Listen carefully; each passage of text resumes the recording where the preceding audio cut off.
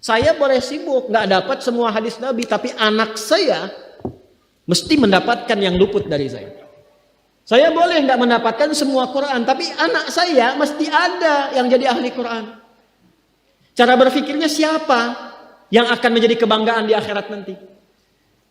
Di dunia itu semu dunia itu.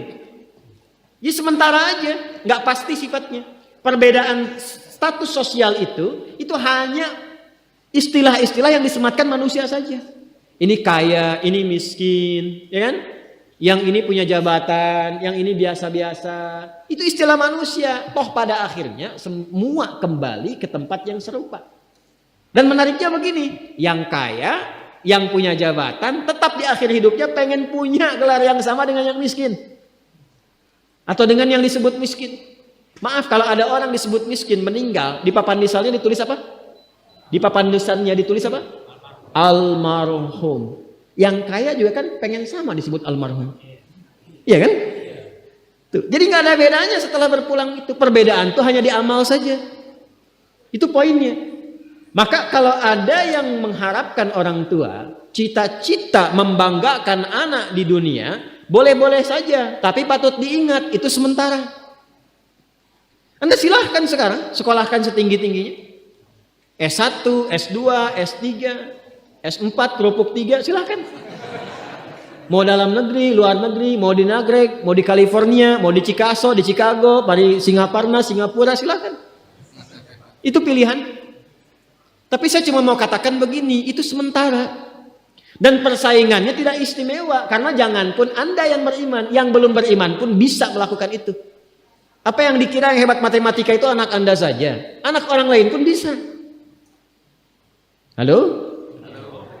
Apa Anda kira yang jago fisika itu anak Anda saja yang beriman? Yang belum beriman pun bisa. Ya. Jadi perlombaannya itu rata semua. Dan gak ada yang istimewa. Kadang-kadang bingung ya, kenapa sih yang di dunia itu terlalu diistimewakan gitu? Mengistimewakan yang hilang itu gak ada kerjaan. Mengagungkan yang hancur, yang sifatnya fana, rasanya biasa. Apa yang mau dibanggakan sih? Dan yang paling menarik tuh begini, ketika meninggal gelarnya pengen sama dengan yang dianggap ringan atau rendah status sosialnya itu. Tadi kalau orang miskin meninggal gelarnya apa? Ternyata yang kaya pun pengen sama almarhum juga. Kalau rakyat yang meninggal di papan nisannya ditulis apa? Almarhum. Ternyata pejabat juga pengen begitu, sama juga. Saya belum pernah dengar nanti kalau saya meninggal tulis gelarnya Almaun ya. Gak ada. Tetap almarhum juga. Jelas ya? Nah, maka yang dipikirkan tuh perlombaan yang sejati itu begini. Perlombaan yang sejati itu adalah perlombaan untuk kehidupan yang abadi yang gak fana lagi. Jadi kalau pada saat itu unggul selamanya karena gak ada kematian lagi setelah itu. Itu yang dimaksudkan hadis Nabi. Kalaulah ada dunia ini punya nilai walaupun itu hanya bagian dari satu sayap nyamuk saja, ya, tentu tidak akan pernah Allah memberikan itu semua kepada orang-orang yang ingkar kepadanya. Ya. Karena kalau diberikan gak adil di situ. Ya. Karena itu sifatnya fana, ujian saja, pada akhirnya kembali. Nah, Abbas itu mampu membaca itu. Ini kehidupan sejak di zaman jahiliyah loh. Awas ya. Jadi risalah Islam itu membimbing pengikutnya, umatnya untuk berpikir lebih cerdas, di visioner. Makanya jadi muslim itu mesti cerdas. Beriman itu membuat Anda lebih pintar. Saya tanya begini ya, maaf ya. Sekali lagi mohon maafkan saya kalau perumpamaan ini kurang menyenangkan. Kalau ada yang abadi dengan yang sementara, Anda pilih yang mana? Masa?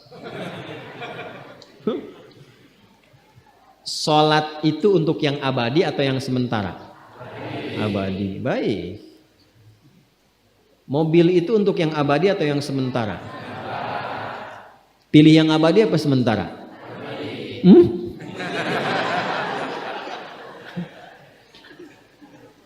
Di Kiai itu ada mobil Innova tuh. Siapa yang besok memilih tidak sholat subuh? Pilihannya pilih Innova atau pilih sholat subuh? Yakin? Kalau saya pilih Innova dipakai untuk mengantarkan sholat subuh. Nah, itu lebih bagus. Ya.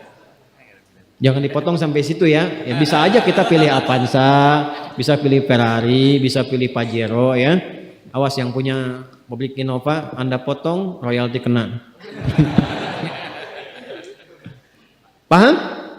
Abbas itu begitu. Anak saya mesti dipanggil di akhirat dan semua penduduk langit dan bumi menyimak itu semua. Diviralkannya di akhirat.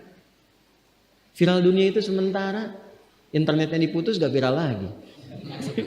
Kadang-kadang yang viral kemarin kan sekarang nggak ada lagi, ya kan? Yang viral tahun lalu sekarang sudah nggak ada, ya kan?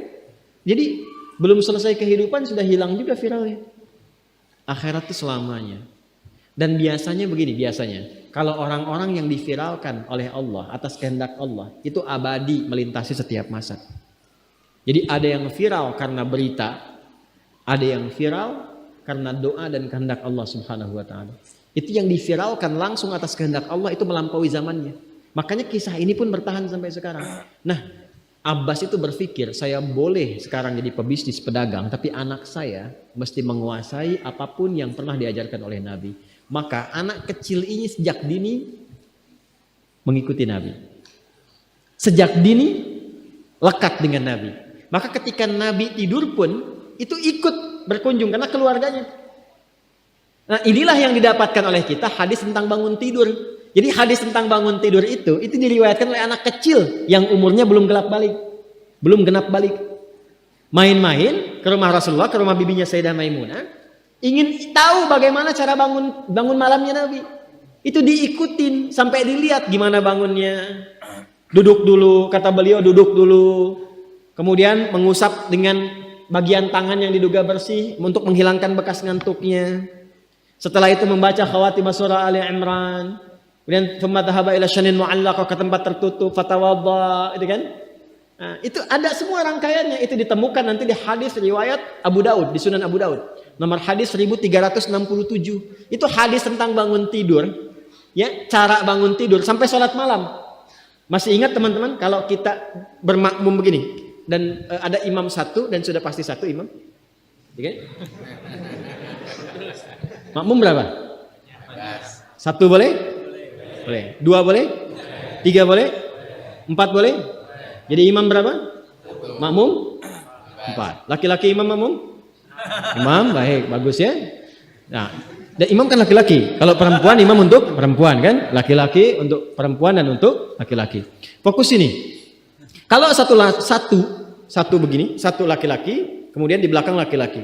Ini kan posisinya boleh sejajar kan? Ya kan? Yang imam ini, makmum ini kan? Tadinya di belakang, tarik begini sejajar. Ini yang meriwayatkan anak kecil yang belum balik itu. Itu riwayat Ibnu Abbas. Satu paket. Termasuk sholat, kemarin kan kita tarawih kan? Sholat malam. Yang dua rakaat itu kan? Ya, sholat malam yang sampai 11 itu, tambah khafifatain 2. Itu riwayatnya ini. Yang sholat tahajud malam yang 11 rakaat, tambah khafifatain 2. Ini riwayatnya ini. Tutup dengan witir 1 rakaat. Itu anak kecil yang meriwayatkan. Dan tahukah Anda, sepeninggal Nabi SAW, Abbas bapaknya ini hafal 200 hadis, anaknya Abdullah hafal 2000 hadis. Begitu caranya. Anda di sini ada yang diplomat, yang di kantor, yang taruhlah berdagang misalnya, ibu rumah tangga, ya, dan sebagainya. Boleh, nggak apa-apa. Saat ini kita mungkin belum maksimal, tapi jangan biarkan ada satu di antara anak keluarga kita yang tidak jadi kebanggaan di akhirat. Tolong ya, tolong pulang dari sini dilihat. Anak Allah titipkan kepada saya berapa anak? Tolong siapkan jadi kebanggaan akhirat. Satu aja jadi ahli Quran. Untuk pelita di rumah tuh, penghilang kesedihan, penghilang kegelisahan, mendatangkan semangat. Itu demi Allah saya katakan, gak ada yang paling indah kecuali saat ayah pulang ke rumah. Tiba kemudian dia melihat anaknya yang kecil sedang murajaah. Amma yatasaalun. Bahkan surat yang bapaknya sendiri belum hafal. Jangankan pulang ke rumah, Anda sedang mau rapat, dikirimi video anak Anda 3 tahun membaca surah Al-Ikhlas. Itu hati tenang. Itulah Quran. Itulah Quran. Maka belajar dari Ibnu Abbas ini, apa yang terjadi ketika orang tua mampu memfasilitasi anaknya demikian, sekalipun orang tuanya tidak mencapai apa yang diraih oleh anak, tapi orang tua mewarisi setiap pahala yang dihasilkan dari anak itu. Karena itulah setiap hadis yang diriwayatkan oleh Abdullah kecil ini, Ibnu Abbas, maka semua doa tersambung bukan hanya untuk beliau tapi juga untuk keluarganya, untuk orang tuanya. Karena itu kalimatnya bukan radhiyallahu taala anhu tapi anhuma, untuk Abdullah dan bapak.